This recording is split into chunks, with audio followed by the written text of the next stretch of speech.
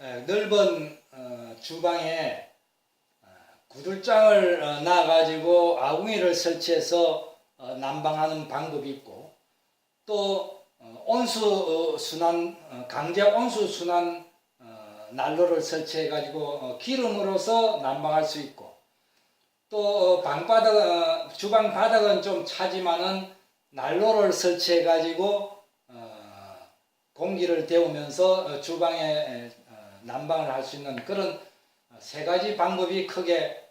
적용이 되는 것입니다. 그런데 그러한 방법을 한꺼번에 할 수는 없을까?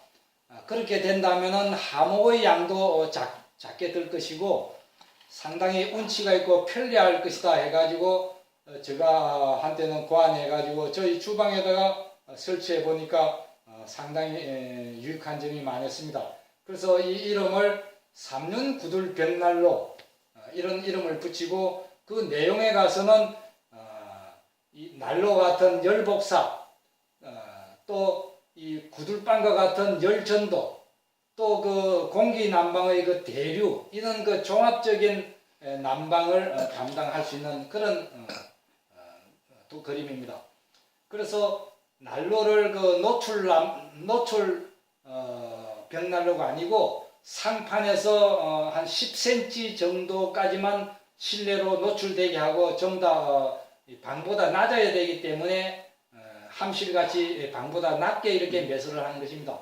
그래서 아궁이에서 불을 지피면은 그 상판은 철판이기 때문에 빨리 이 공기, 주방 속에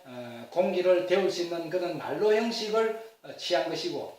또 여기에 한쪽 옆에다가 열교환을 해가지고 물을 끓게 하는 장치를 해가지고 전기를 사용 안 하더라도 열교환이 되기 때문에 온수 난방과 그런 그 겸할 수 있는 그런 햇달을 설치해가지고 이 난로의 그 화열이 닿지 않는 그 모서리 부분, 그 먼 곳은 이 온수 순환 엑셀 파이프를 해가지고 회전을 시키기 때문에 그쪽도 어느 정도 난방이 되는 것입니다.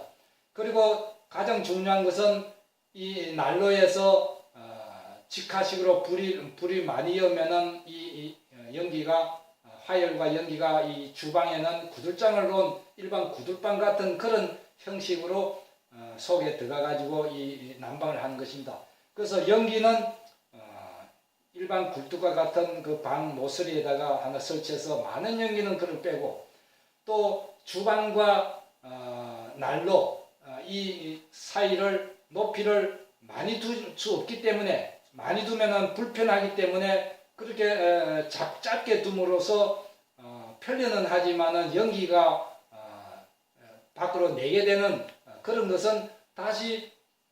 난로 옆에다가 연통을 해가지고 그 내치는 연기는 이 주방으로 나오지 않고 연도를 해가지고 빠지게 하는 그런 그 종합적인 난방 구조가 삼륜구들 벽난로를 장착한 이 열복사라든지 또 열전도 난방이라든지 또 공기를 들여서는 대류 순환을 잘 시키는 그런 종합적인 난방을 할 수 있는 그런 그림을 그린 것입니다.